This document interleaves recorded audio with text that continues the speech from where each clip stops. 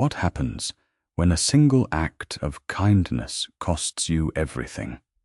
For Bella Rossi, a waitress struggling to survive, that moment came at 3 odd a.m. on a Tuesday. The man she helped wasn't just another drunk. He was Dante Castello, the city's most feared and powerful Mafia boss. She thought she was just getting him home safe. She was wrong. She thought she'd be fired for her trouble. She was wrong about that, too. 1 week later, she didn't just get a tip. She got the entire hotel. But this gift wasn't a reward. It was a cage. The Grand Imperial Hotel was a monument to old world money, a glittering palace of marble, brass, and cut crystal chandeliers that reflected the lights of Trinity Park. For Isabella Bella Rossi, it was just a job. A grueling, thankless job where she wore down the soles of her $20 shoes, walking miles of plush carpet, balancing trays of champagne and half-eaten steaks for people who never made eye contact.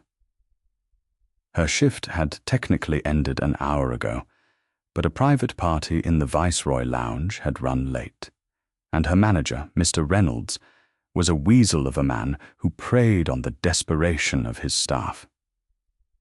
"Just clear the last 2 tables, Rossi," he'd sneered, his eyes lingering on her black uniform a second too long. "And try to smile. You look like your dog just died." Bella had no dog. She had a tiny apartment with bad plumbing and a younger brother, Leo, whose community college tuition was due. So she smiled. It was a tight, brittle thing that made her jaw ache. She was clearing the last of the champagne flutes when the man stumbled through the lounge's oak doors. He was a disruption, a flaw in the Imperia's perfect facade. The lounge was empty, save for her, the busboy vacuuming in the corner, and Reynolds counting receipts at the bar. The man didn't seem to notice them. He was tall, dressed in what was clearly an outrageously expensive Brian suit, but it was rumpled, the jacket hanging open, the silk tie pulled loose. He wasn't just drunk. He was wrong. He moved with a disjointed grace, like a panther with a broken leg, and collapsed into the booth she had just finished wiping down. "Table 4, Reynolds hissed from the bar. "Rossi, get him out. We're closed. Call security." Bella picked up her silver tray, her feet throbbing. She just wanted to go home. She approached the man. Her "Sir, we're closed" speech ready on her lips. Then she got closer. His head was down, his dark hair falling over his forehead. A Patek Philippe watch worth more than her annual salary was loose on his wrist. But it was the coppery smell beneath the heavy scent of expensive whiskey. Macallan 25. She guessed that made her pause. "Sir," she said softly. He looked up. His eyes were the most intense grey she had ever seen, but they were unfocused, clouded with pain and alcohol. There was a fresh, shallow cut on his temple, leaking a slow trickle of blood into his hairline. "Get out!" Reynolds snapped, marching over. "Sir, you need to leave now, or I'll have you removed." The man blinked, trying to focus on Reynolds.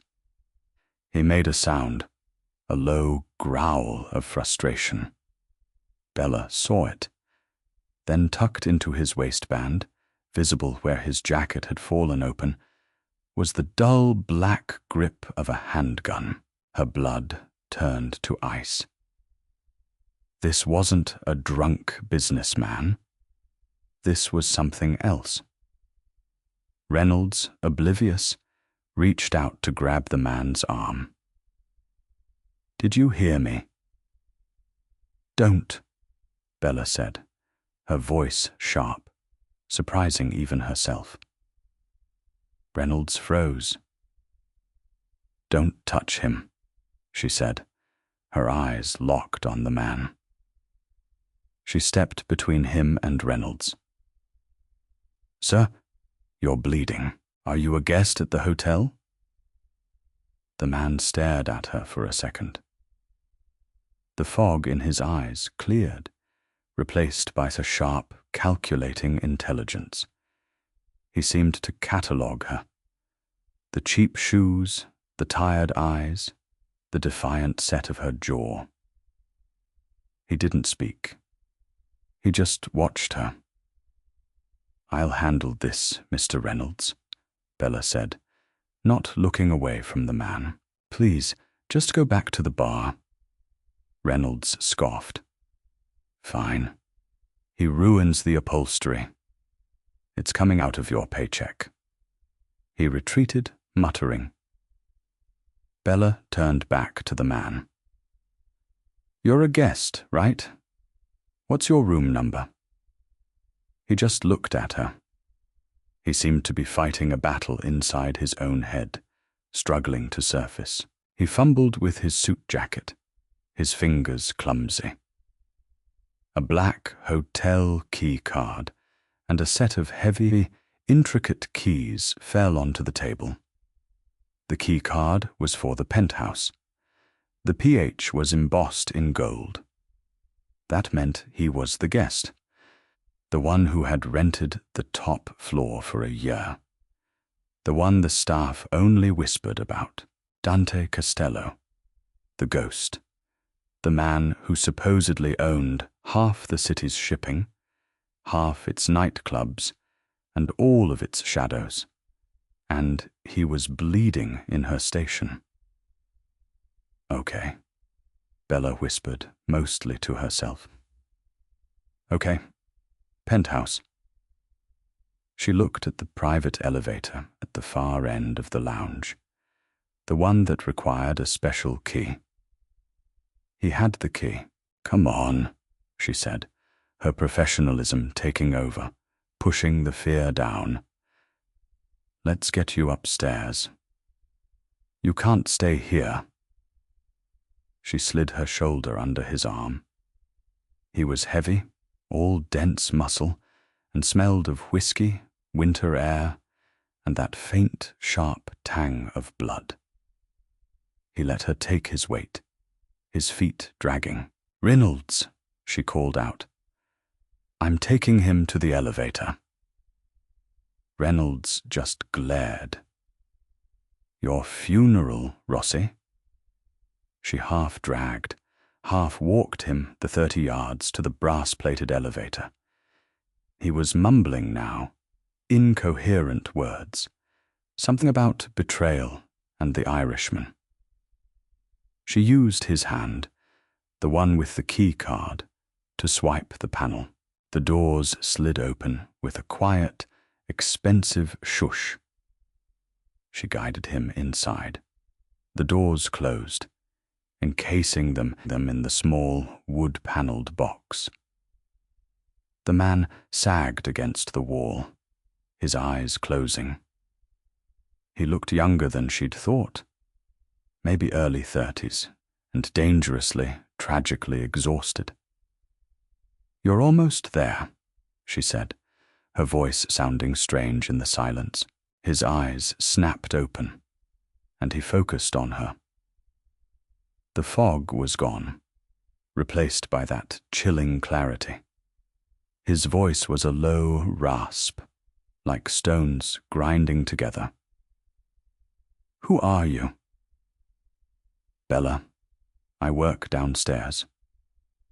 He stared at her for the entire ride, a heavy, unblinking gaze that made her want to crawl out of her skin. The elevator dinged softly, opening directly into the penthouse foyer. She had expected opulence. She found a sterile, cold expanse of black marble and glass. It looked like no one lived here. It looked like a tomb. "Where's your bathroom?" she asked. He just grunted, gesturing vaguely down a hall. She guided him into a massive, dark bedroom. He collapsed onto the edge of the king-sized bed and didn't move. He was still breathing, but he was out. Bella stood there, her heart hammering. She should leave. She should run. But the cut on his head was still weeping blood. He could bleed all over the 1,000 pillows.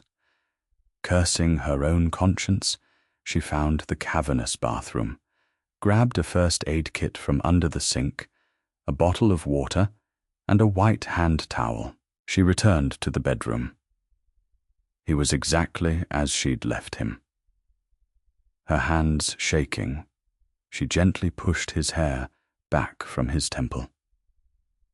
She opened an antiseptic wipe, the alcohol smell sharp. "This might sting," she whispered. She dabbed at the cut. It was shallow, just a graze, but it needed cleaning. He didn't flinch, but a low sound vibrated in his chest. As she worked, her waitress-trained eyes scanned the room. There was nothing personal, no photos, no books, just a charging phone on the nightstand. And on the massive desk across the room, an open laptop. Its screen cast the only light in the room. She finished cleaning the cut, placing a small bandage over it. She set the water bottle and 2 painkillers on the nightstand. Her work was done. She could go, but the laptop drew her gaze. She backed away from the bed, moving slowly. She told herself she was just looking for the door, but she drifted toward the desk, drawn by a morbid, terrified curiosity. She was 10 ft away. 5. She could see the screen clearly. It wasn't a stock portfolio or an email. It was a list, a simple spreadsheet. There were only a dozen names. Her eyes scanned them. Finian Doyle, Anthony Ritchie, Senator Morrison. And then, near the bottom, a name she knew. Arthur Harrison, Mr. Harrison, the owner of the Grand Imperial Hotel, the man who owned her paycheck. Next to his name, in a column highlighted in bright red, was a single word: terminate. Bella's breath hitched. She clapped her hand over her mouth. This wasn't a business list. This was something else. She heard a rustle of fabric from the bed. She spun around. Dante Costello was sitting up, his grey eyes wide open, sober, and locked directly on her. The fog was completely gone. He had seen her read the list. "Get out," he whispered. Bella didn't need to be told twice. She bolted. She ran through the foyer, slammed the elevator button, and didn't breathe until the doors closed, separating her from the man and his terrifying secret. The elevator's descent was agonizingly slow. Bella leaned against the walnut paneling, her legs trembling so hard she was surprised she was still standing. Terminate. Terminate. Arthur Harrison. The word echoed in her head, a drumbeat of pure dread. She hadn't just helped a drunk guest. She had walked into a predator's den and read his kill list. When the doors opened into the silent, empty lounge, she ran. She didn't clock out. She didn't bother with the staff locker room. She ran through the service corridors, pushed open the heavy steel door into the pre-dawn alley, and didn't stop running until she was 3 blocks away. Hailing a taxi on Lenox Avenue, she spent the ride home checking the rear-view mirror, convinced a black sedan was following her. Her apartment felt flimsy, the lock on her door like tissue paper. She shared the small one-bedroom with her brother Leo, who was asleep on the pull-out couch, his textbooks fanned out around him. He was studying to be an architect, her smart, good-natured brother, who was her only reason for working at the Imperia. She looked at him, and the fear sharpened into a new acidic terror. What had she brought to their door? She showered, scrubbing her skin as if she could wash off the penthouse's sterile cold, the smell of whiskey and blood. But she couldn't wash away the image of the laptop screen. She didn't sleep. The next day, she called in sick. And the day after that, she couldn't bring herself to go back. She sat in her apartment, jumping at every car horn, her phone a dead weight in her hand. She expected a call, a knock, a black car idling at her curb. Nothing came. By the 3rd day, reality set in. Rent was due. Leo needed a new drafting kit. Her fabricated stomach flu wouldn't pay the bills. On the 4th day, with her stomach in knots, she put on her uniform. She had to go back. She had to pretend nothing had happened. He was drunk, she told herself. He was passed out. He didn't see her. He wouldn't remember. She prayed he wouldn't remember. When she walked into the staff entrance of the Grand Imperial, the atmosphere was wrong. Usually, the morning shift was a buzz of gossip and complaints. Today it was silent. People were clustered in small, whispering groups. Her friend Maria, another waitress, grabbed her arm. "Bella, where have you been? You missed it." "Missed what?" Bella asked, her heart sinking. "Mr. Harrison," Maria whispered, her eyes wide. "He's gone like on vacation." "No, Bella. Gone. Vanished. Hasn't been seen in 2 days. His wife is frantic. The police are here. Detectives are everywhere. They're questioning everyone." Bella felt the floor tilt, terminate. It hadn't been a drunken note. It was a prophecy or a command. "And Reynolds?" Bella asked, trying to sound casual. "He's loving it," Maria spat, strutting around like he's the new king. "He's been telling the detectives, he was the last one to see Harrison, that they had a late-night meeting." "He's such a snake." Bella nodded, a numb coldness spreading through her. The week crawled by. Every time a guest looked at her, she flinched. Every time the elevator dinged, she expected him to walk out.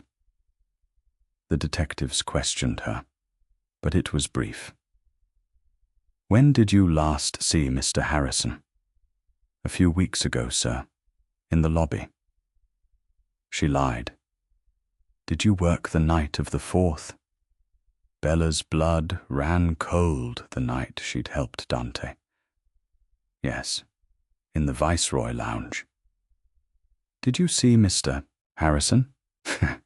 He supposedly had a meeting with Mr. Reynolds.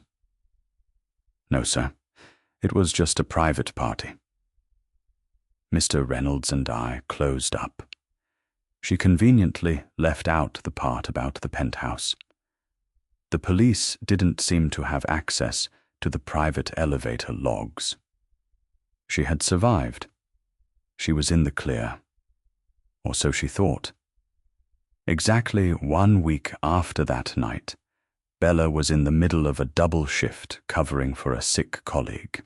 The lunch rush had been brutal. Her feet were screaming. She was in the main dining room, polishing silverware at a side station, her mind 1,000,000 miles away, calculating if she could afford both rent and Leo's books. Ms. Isella Rossi. The voice was deep, smooth, and cut through the restaurant's clatter like a knife. Bella dropped a fork. It hit the marble floor with a loud clang. She turned.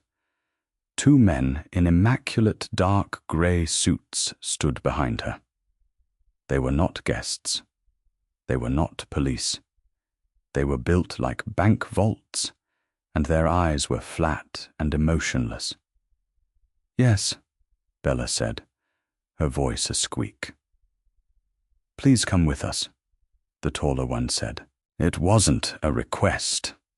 Maria shot her a terrified look. Bello untied her apron, her hands shaking so violently she could barely manage the knot. The men didn't lead her to the staff area. They led her past the front desk, past the concierge, and straight to the bank of guest elevators. They rode up to the mezzanine level, where the hotel's executive offices were. They walked down the plush carpeted hall to the largest office, the one with the double oak doors, the one with the brass plaque that read Arthur Harrison, proprietor. One of the men opened the door and gestured for her to enter. Bella walked in. The office was in chaos. Boxes were everywhere. Mr. Harrison's awards were off the wall, his expensive model, ships gone. Mr. Reynolds was behind the desk, his feet up, smoking one of Harrison's cigars, talking animatedly on the phone. "No, I'm telling you. I'm in charge now," Reynolds was saying. "The transition will be seamless. I have it all under control."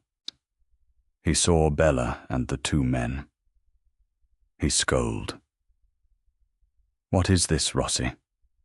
I didn't call for you. And who are you 2? Get out. This is a private."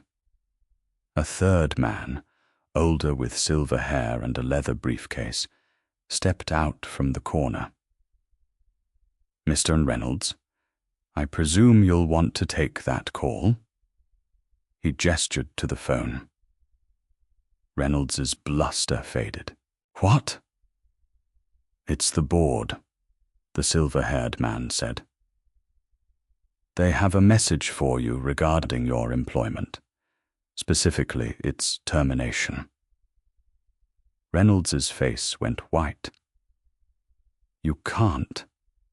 I'm running this hotel." "No," the man said simply. "You are not." He turned his polite, cold eyes to Bella. "Miss Isabella Rossi?" "Yes," Bella whispered. The man snapped his fingers. One of the suited guards placed a thick leather-bound portfolio on the desk in front of her. "My name is Mr. Graves," the silver-haired man said. "I am an attorney representing the new ownership consortium of the Grand Imperial Hotel." "The new ownership?" Bella stammered. Mr. Harrison has divested his interests," Graves said smoothly. "As of 9:02 a.m. this morning, The controlling interest of this hotel was transferred. Reynolds, still on the phone, had gone a pasty greenish color. He hung up, his hand trembling. They fired me. After 20 years, they just... Please vacate the premises, Mr. Reynolds, Graves said, not unkindly. Security will escort you to collect your personal effects. Reynolds looked at Bella, his eyes filled with a sudden venomous hatred. You, what did you do? I nothing, Bella said. Get him out, Graves said. The two suited men gently but firmly lifted Reynolds by his elbows and escorted him, sputtering and threatening lawsuits from the room. The door clicked shut, leaving Bella alone with the lawyer. I don't understand, Bella said, her entire body shaking. Why am I here? Am I being fired too? Quite the contrary, Miss Rossi. Mr. Graves opened the leather portfolio. He spun it around for her to see. It was a deed, a thick, daunting stack of legal documents. Mr. Dante Costello, the primary stakeholder of the consortium, is a man who believes deeply in reciprocity, Graves said, his voice precise. He understands you rendered him a significant personal service 1 week ago. He does not like to remain indebted. He pushed a pen toward her. The Grand Imperial Hotel is, as of this moment, hemorrhaging money. Mr. Harrison's extracurricular activities have left it on the brink of insolvency. Mr. Costello does not have time to manage a failing hotel. He tapped the signature line. Congratulations on your promotion, Miss Rossi. You are the new owner. Bella looked at the document. Her name was typed in crisp black ink. Isabella Rossi, proprietor. She looked up, speechless at the lawyer. Welcome to management, Mr. Graves said with a thin smile. You start immediately. Bella didn't move. She stared at the signature line, at her own name, at the impossible, terrifying words. Proprietor, owner. This is a joke, she whispered. The room was spinning. Mr. Costello does not have a sense of humor, Miss Rossi Grave said. His tone was not unkind, but it was absolute. He believes in payment for services rendered. You performed a service. This is your payment. A service? I gave him a bandage. You were discreet, Graves corrected. You helped him to his room, when others, he gestured to the door where Reynolds had disappeared, would have called the authorities, or worse, the press. Mr. Costello values discretion above all else. He also values loyalty. The unsaid words hung in the air, and he knows what you saw. This wasn't a reward. This wasn't a lottery win. This was a leash. This was a statement. I know who you are. I know where you live, and now I own you. I can't, Bella said, her voice shaking as she backed away from the desk. I can't own a hotel. I'm a waitress. I don't know anything about this. You will learn, Graves said simply, or you will fail. The choice is yours. But the deed is filed. The transfer is legal and binding. You are whether you like it or not. The new owner of the Grand Imperia. And if I refuse? Graves's polite mask tightened. Refuse what? The building? It is already in your name. You can, of course, attempt to sell it. But you will find the market for a hotel leveraged this heavily with entanglements is non-existent. Mr. Harrison found that out. The casual, chilling way he said it confirmed her worst fears. Harrison hadn't just divested his interests. He'd been terminated one way or another. So, I'm a prisoner, Bella said, the realization dawning. You are an owner, Graves corrected. A businesswoman. Mr. Costello has in fact taken a great risk by placing this asset in your hands. He expects a return on his investment. What investment? He gave it to me. He gave you Mr. Harrison's $8 million debt to his suppliers, Graves said, pulling another file from his briefcase. He gave you the outstanding union contracts. He gave you the $500,000 renovation bill for the spa that Mr. Harrison abandoned mid-construction. This hotel is a sinking ship, Miss Rossi. Mr. Costello wants to see if he will learn to swim or if he will drown. He finds the prospect entertaining. Bella sank into one of Mr. Harrison's now her plush leather chairs. She was trapped. If she walked away, she'd be a loose end, a witness, the kind of person who ended up on a list with red letters. If she stayed, she was a puppet, a front for the mob. What about my brother? She whispered the fear for Leo overtaking her own. Leo, he's a promising architecture student at City College, Graves said, without checking any notes. He lives with you at 400-foot Lenox Avenue, a bright boy. It would be a tragedy if his sister's poor business decisions were to impact his future. The threat was delivered as smoothly as a room service order. Bella's spine turned to steel.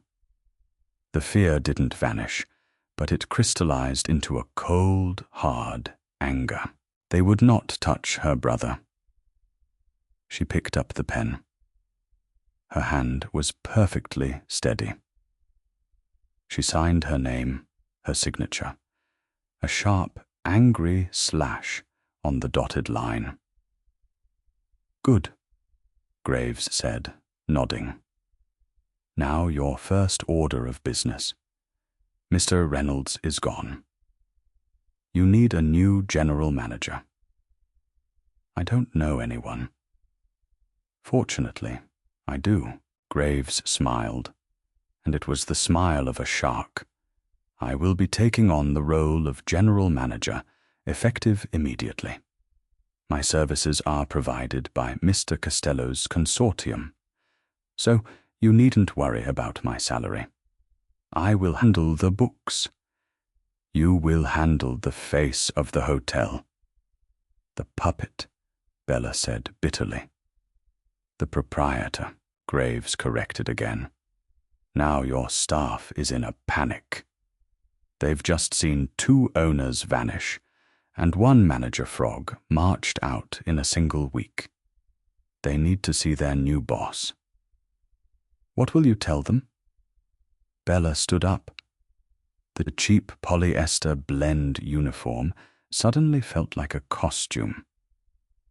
I'll tell them the truth, that the hotel is in trouble, but that we're going to fix it. That the era of mismanagement is over. Bold, Graves said, a flicker of genuine surprise in his eyes. Very well. Let us begin. He led her out of the office and to the grand staircase overlooking the main lobby. He rang a small silver bell, and the staff Waitresses, bellhops, concierges, her former colleagues gathered at the bottom. They stared up at her. Bella, in her scuffed shoes and waitress uniform, standing where Mr. Harrison used to give his bombastic Christmas speeches. They looked confused, scared, and, in some cases, amused. "That's Bella Rossi," she heard someone whisper. "What is she doing up there?" Bella gripped the cold brass railing. "Good morning," she said, her voice amplified by the lobby's acoustics. "My name is Bella Rossi. Many of you know me. As of this morning, I am the new owner of the Grand Imperial Hotel." A collective gasp went through the crowd. Maria's jaw dropped. "I know this is sudden," Bella continued, finding a strange strength. "And I know there are rumors. Here is the truth. This hotel has been mismanaged. We are in debt, and things are going to change. Mr. Harrison is no longer involved. Mr. Reynolds has been dismissed." A few scattered, nervous claps at that. "I am not a hotel executive," Bella said, deciding on honesty. "I'm a waitress. I know what it's like to work a double. I know the linen closets are bare, and the kitchen freezers are failing. I know what's broken, and with your help, I'm going to fix it. My door is open. Your jobs are safe. If you are willing to work with me to turn this place around, that is all." She turned and walked back toward the office, ignoring the stunned silence and the frantic burst of whispering that erupted behind her. Mr. Graves was waiting by the door. "An interesting speech, Miss Rossi. My door is open, very populist. You've given them hope. A dangerous commodity." "They're good people," Bella said, walking past him into her office. "They just had a terrible boss." "Speaking of terrible bosses," a new voice said. Bella froze. Dante Costello was sitting in her chair behind her desk, casually spinning one of Harrison's antique globes with a single finger. He was sober, perfectly put together in a razor-sharp charcoal suit, and looked as if he'd never seen a drop of alcohol in his life. The cut on his temple was gone, leaving only a faint, pale scar. "Mr. Costello," Graves said, bowing his head slightly. "We were not expecting you. I'd like to inspect my new investments," Dante said, his grey eyes fixed on Bella. He stopped the globe. "So this is the new boss, the waitress. Tell me, Miss Rossi, what's your first order of business?" "Restocking the linen closets." Bella met his gaze. The terror was still there, but it was buried deep beneath the cold anger. "No," she said, "my first order of business is firing the hotel's laundry service." Dante raised an eyebrow. "They've been overcharging and under-delivering for 6 months," Bella said, drawing on years of staff room complaints. "Half-hour sheets have holes. They're owned by a company called Apex Linen. I suspect Mr. Harrison was getting a kickback." Dante looked at Graves. Graves nodded slightly. "She is correct. Apex is one of Harrison's shell companies." Dante turned back to Bella, a slow, dangerous smile spreading across his face. It was the first time she'd seen him smile. It wasn't comforting. A waitress with an eye for logistics, he mused. Perhaps this won't be so boring after all. Fire them, Miss Rossi. Fire them all. Let's see what you can build in the ashes. He stood up, buttoning his suit jacket. He walked past her, pausing at the door. Oh, and Monsieur Rossi, he said, turning back. A word of advice. You're the boss now. Buy yourself some new shoes. He was gone. Bella looked down at her $20 loafers. Then she looked at the phone on her new desk. She picked it up. Get me a list of every commercial laundry service in this city, she said to the empty room, and get me the head of housekeeping. Now, the first month was a trial by fire. Bella moved into a modest suite at the hotel, a decision born of necessity. She couldn't protect Leo if she was living with him, and she couldn't run a 24/7 operation from her tiny apartment. She sent him money, more than he'd ever seen, and told him she'd gotten a massive promotion to head of operations. It wasn't entirely a lie. She worked 20 hours a day. She lived on stale croissants and coffee from the room service carts.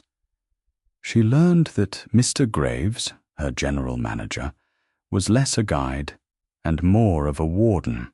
He was impeccably polite, ruthlessly efficient, and his true allegiance was never in doubt. He controlled the hotel's accounts, which, he explained, were all routed through Mr. Costello's financial services. You are the creative director, Miss Rossi, he explained one evening as they reviewed the disastrous bar receipts. I am the executive. Bella discovered the gilded cage was more rust than gold. The suppliers Harrison had been using weren't just giving him kickbacks. They were all owned by Dante Costello. The meat, the liquor, the Apex linen. She had so boldly fired all of it. When she'd tried to hire a new linen service, Graves had gently intervened. A noble effort, Miss Rossi, he'd said. But you'll find Citywide Linens, the only other viable vendor, is currently unable to take on new clients. An unfortunate fire at their main warehouse, Apex has graciously agreed to resume services. She was trapped in his ecosystem. She couldn't fire his companies. She couldn't hire new ones. All she could do was manage the inside of the hotel. So that's what she did. She started in the kitchens. She'd been a waitress. She knew the staff. She promoted the sous chef, a talented woman named Claire, to head chef, bypassing the lazy, credit-stealing executive chef Harrison had hired. She rewrote the room service menu, focusing on quality over the needlessly complex and often frozen dishes they'd been serving. She retrained the front desk. She walked the floors. She talked to the bellhops, the janitorial staff, and the concierge. She learned their names. She learned their problems. Her old friends, like Maria, were distant at first.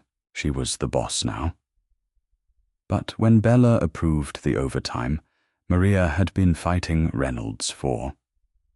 And when she personally helped housekeeping turn over rooms during a surprise convention booking, the ice began to thaw. They started to see her not as a puppet, but as one of their own, fighting for them. Dante Costello was, as his nickname suggested, a ghost. He never visited. He never called, but she felt his presence everywhere. She felt it in the way Mr. Graves always knew which vendors she was calling. She felt it in the sudden, unexplained health code violations that shut down a rival hotel across the street, and she felt it in the black sedan that was always parked across from the hotel entrance, day and night. One evening, 6 weeks into her new role, she was in the main floor restaurant, her restaurant, reviewing the new wine list with Claire. The hotel was actually turning a small profit. Bookings were up. The changes were working. She was almost happy. Ms. Rosie. She looked up from the wine ledger. A man was standing at her table. He was handsome, with a disarming smile, bright blue eyes, and reddish blonde hair. He wore an expensive but softer tweed suit. He looked completely out of place in Dante's world of dark, sharp edges. "Can I help you?" Bella asked. "Fine, Doyle," he said, extending a hand. His accent was a faint, melodic Irish brogue. Well, let's call it a developer. I'm in town looking at new opportunities, and I have to say, I'm enchanted by what you've done with this place." Bella tensed. Finnean Doyle, the name from the laptop. The name Dante had mumbled in his drunken state. Betrayal, the Irishman. She did not take his hand. "Thank you, Mr. Doyle. Are you a guest?" He laughed, a warm, easy sound. "Not yet. I was hoping to speak to the owner. I heard the most fascinating story, that the new proprietor was a Cinderella plucked from the staff. And here you are. His charm was a physical thing, like a warm front. It was the complete opposite of Dante's cold reptilian stillness. "I'm very busy, Mr. Doyle," Bella said, standing up. "Oh, I'm sure," he said, his smile never wavering. "A place this big with so many complications. It must be a terrible weight on such young shoulders, especially when the hotel's real owner is a man like Dante Costello." Bella's blood ran cold. "I am the owner, Mr. Doyle," she said, her voice shaking slightly. "Of course you are," he said soothingly. "Just as a man who holds a tiger by the tail is in control. Listen, Miss Rossi Bella. May I call you Bella?" "No, Bella," he continued, as if she hadn't spoken. "I know what you've stepped in, and I'm here to offer you an out. A real one. An out. I want to buy this hotel from you cash. 10 million? That's $1 million for every finger, as my da used to say." Bella stared at him. 10 million. It was more money than she could comprehend. It was freedom. It was a new life for her and Leo, far away from Dante, from Graves, from this entire city. "Why?" she whispered. "Let's just say I enjoy irritating Mr. Costello," Finnean said, his blue eyes twinkling. "And taking his newest, shiniest toy would be very irritating indeed. You get to be free. I get to win. Everyone's happy." "I can't," Bella said, her mind racing. This was a trap. It had to be. "Think about it," he said. He slid a business card across the table. It was thick cream-colored stock, Finian Doyle, Doyle Hospitality Group. "You're not a queen, Bella," he said softly, leaning in. "You're a prisoner. I'm offering you the key. Take it." He turned and walked out of the restaurant, leaving Bella staring at the card. $10 million. She was still standing there, the card in her hand, when Mr. Graves appeared at her elbow. "An interesting proposal, Miss Rossi," he said, his voice clipped. "You were listening. Security in the restaurant is excellent. Mr. Doyle is a known competitor of Mr. Costello's." "He's offering to buy the hotel," Bella said, testing the waters. "It would solve all our problems." "The debt. The debt is to Mr. Costello," Graves said. "He does not want a payout. He wants the hotel." "He wants me," Bella said, the bitterness rising. That I cannot speak to," Graves said. "But I would strongly advise you to dispose of that card. Entertaining Mr. Doyle is treason, and Mr. Costello does not suffer traitors, as Mr. Harrison so recently learned." The threat was bare. Bella looked at the card. The key. She slowly tore it in half, then in quarters, and dropped the pieces into a nearby water glass. Graves nodded, satisfied. A wise choice. Now about the Q3 projections. But as she turned back to the ledgers, Bella's mind was racing. Finney and Doyle thought she was a toy. Dante Costello thought she was a pawn. Mr. Graves thought she was a puppet. They were all about to find out how wrong they were. The encounter with Fine and Doyle shifted something in Bella. The fear remained, but it was no longer paralyzing. It was a wet stone sharpening her resolve. She was a piece in their game. But even a pawn, she reasoned, could cross the board and become a queen. She started to play her own game, right under Mr. Graves's watchful nose.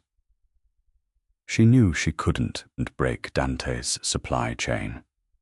So she optimized it. If she was forced to buy his overpriced liquor, she would train her bartenders to upsell it, increasing the bar's margins by 30%. If she was stuck with his linen company, she'd implement a new high-tech inventory system that cut down on loss, staff theft, and waste, saving thousands. She started to use Mr. Graves. She would casually mention her ideas to him, frame them as his own, and let him present them to Dante's consortium. "Mr. Graves," she'd say, "I was thinking about your brilliant idea to renegotiate the convention center's block booking rates." Graves, a man who clearly loved efficiency and order, began to see her as a genuine asset rather than just a figurehead. His reports to Costello Shegest became less about the waitress and more about the asset. But Finian Doyle wasn't done. A week after their first meeting, he returned. This time, he didn't come to the restaurant. He booked the hotel's most expensive suite, one level below the penthouse, under a false name. Bella found him waiting for her outside her office. "Tearing up my card, Bella. That wounds me," he said, that easy smile still in place. "You need to leave," Bella said, her eyes darting down the hall toward Graves's office. "You can't be here." "I'm a paying guest," he said, "and I have a new offer. $20 million and a plane ticket anywhere in the world.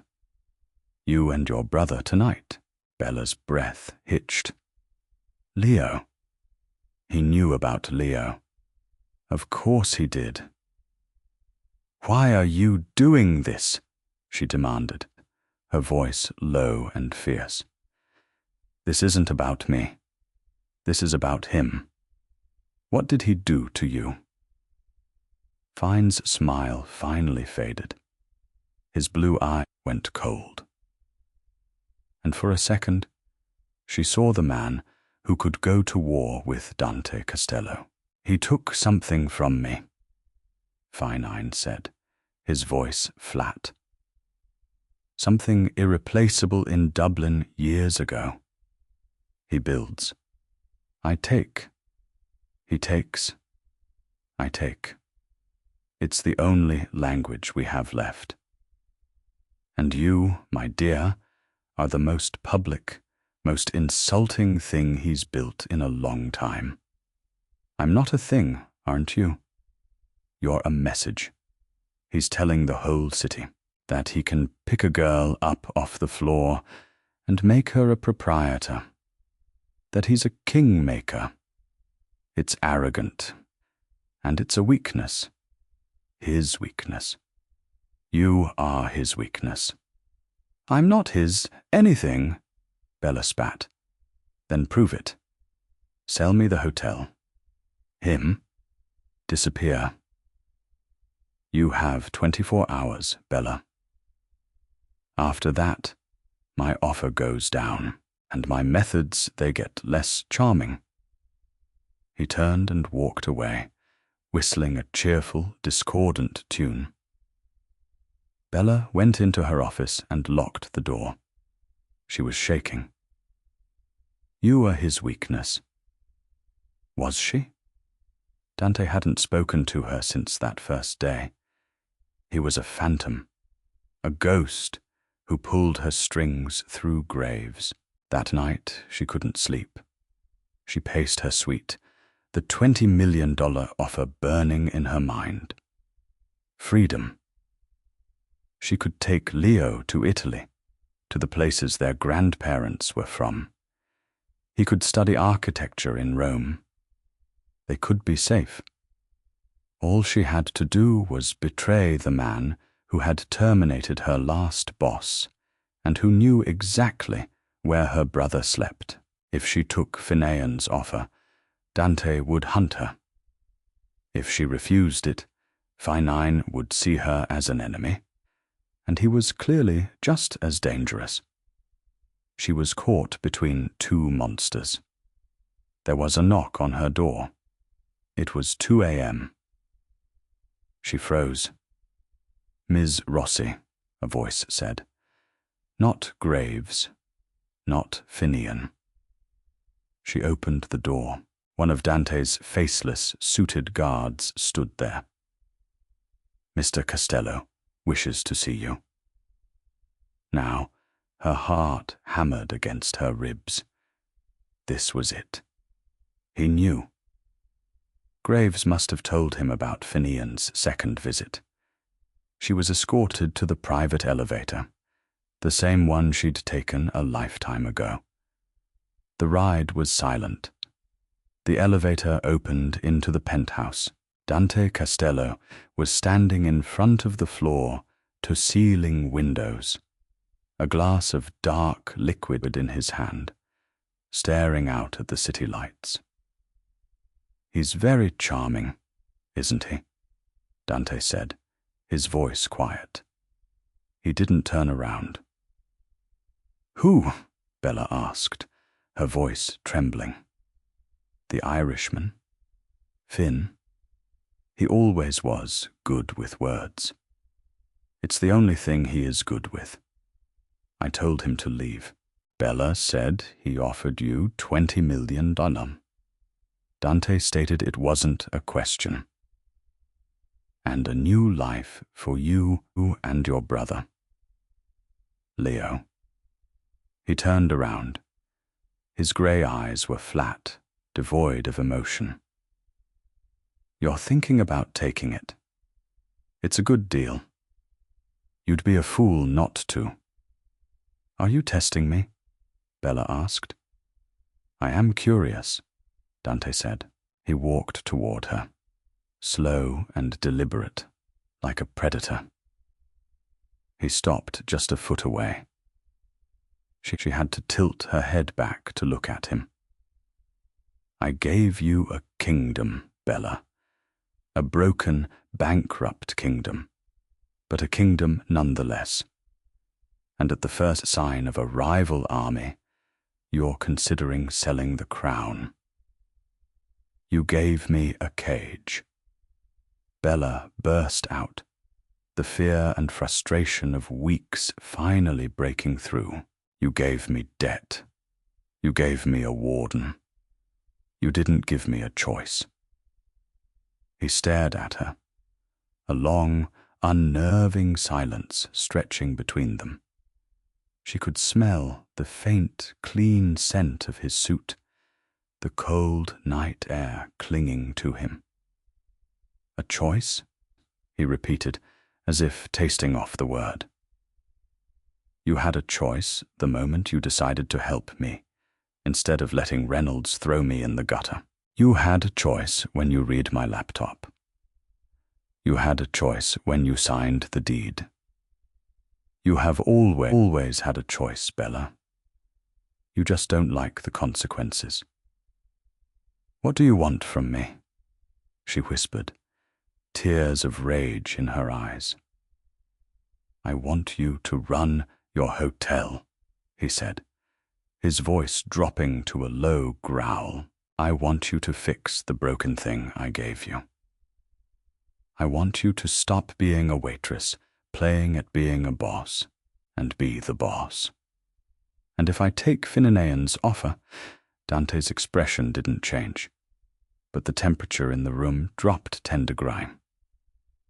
He will give you the money, Dante said softly. He will put you and your brother on a plane, and before that plane reaches cruising altitude, it will suffer a catastrophic, unexplainable mechanical failure. His out is just another cage, Bella, a smaller one, a coffin. He was so close now, she could feel the heat radiating from his body. So you have one more choice to make, he murmured, his gaze dropping to her mouth. You can fail me, or you can fail him, but you can't serve two masters. He raised a hand, and for a heart-topping second, she thought he would hit her. Instead, his thumb brushed her cheek. A touch so light, it was almost imaginary. What's it to be, Miss Rossi? The Irishman's imaginary millions, or this? He didn't wait for an answer. He turned and walked back to the window. Mr. Graves will have a new task for you in the morning. A hospitality challenge. Don't disappoint me. That's it? Bella asked, confused. That's it. Get out. She was dismissed. She backed into the elevator, her mind reeling. He hadn't punished her. He hadn't yelled. He had simply laid out the facts. As the doors closed, she realized the truth. Fine was wrong. She wasn't Dante's weakness. She was his test, and she had just passed. Bella had won a brief respite, but Finian Doyle wasn't finished. The next morning, Mr. Graves summoned her. We have a situation, Miss Rossi, he said, his usual calm cracking. Mr. Doyle is refusing to vacate his suite. He's claiming unsatisfactory services and has moved in 2 bodyguards. He is, in effect, squatting. Bella's first instinct was simple. Call the police. And tell them what? Graves countered. This is a civil matter, but it's also a declaration. He's planting a flag, daring Mr. Costello to remove him forcefully. He wants us to bring in thugs to create a scene to attract the police. Bella understood. They couldn't use force. Fine, she said. If he's a guest claiming unsatisfactory service, we'll give him satisfactory service.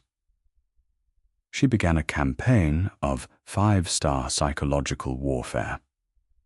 She sent complimentary champagne to his room, followed immediately by emergency plumbing repairs in the adjacent suite, which involved loud, continuous hammering. When Doyle complained, Bella personally answered, her voice dripping with artificial sympathy. My deepest apologies. We have a burst pipe. Can I send you a complimentary massage voucher for your trouble? An hour later, the hammering stopped, replaced by a system-wide test of the fire alarms. She had his room service orders accidentally lost and had housekeeping mistakenly tried to enter his room for turn-down service every 30 minutes.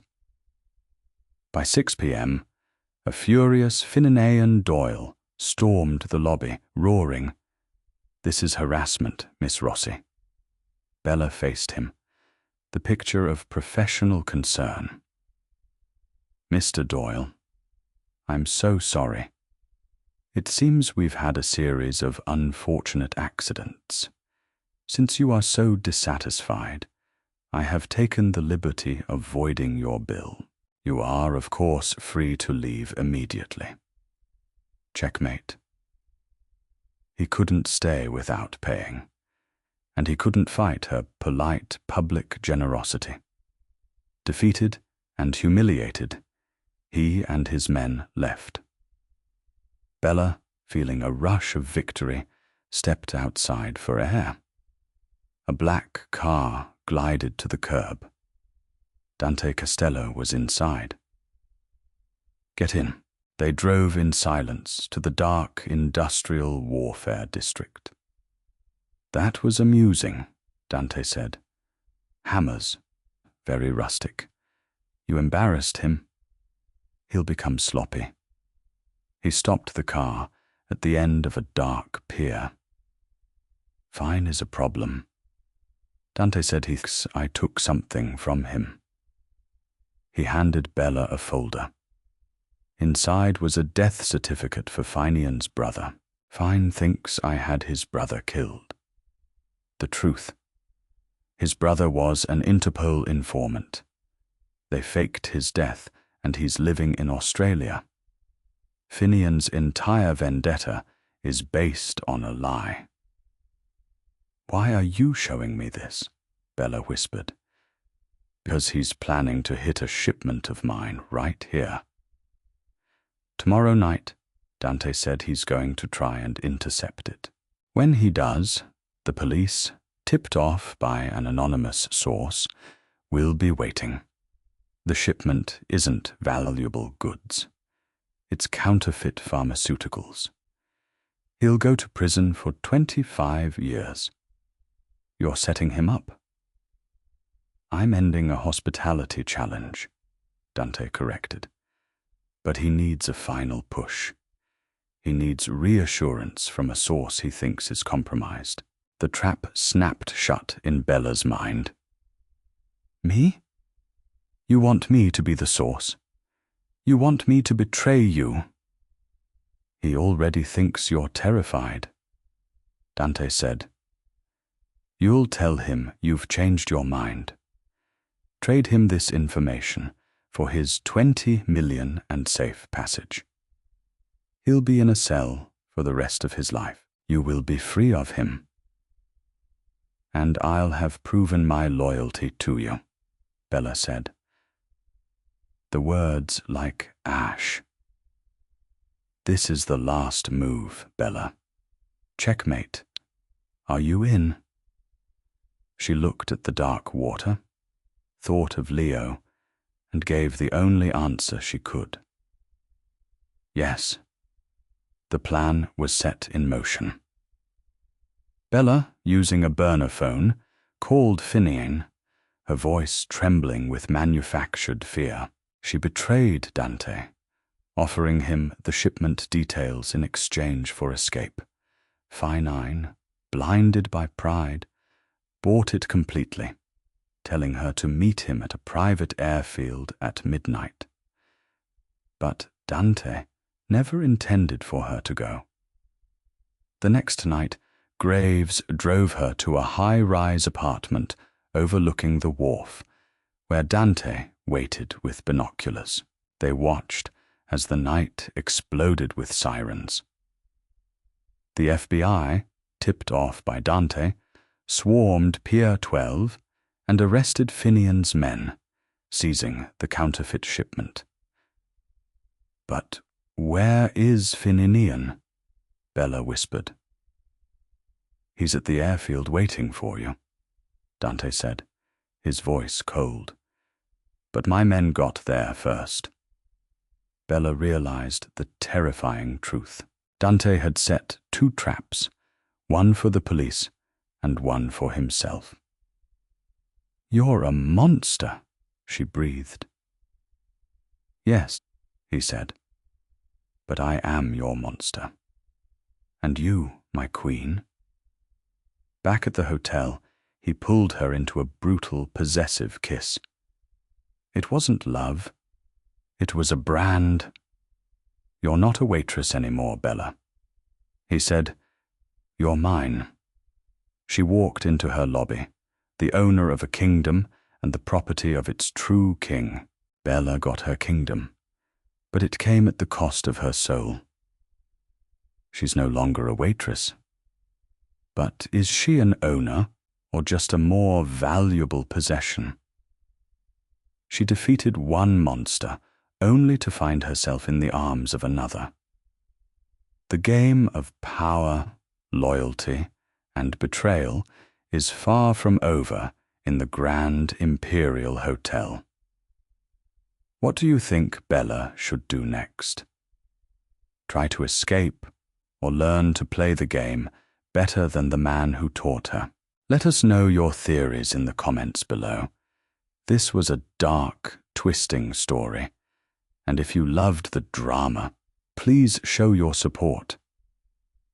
Don't forget to like this video and share it with a friend who loves a good story. And if you haven't already, please subscribe to the channel and hit the notification bell. We post new dramatic stories every single week, and you won't want to miss what happens next. Thank you for listening.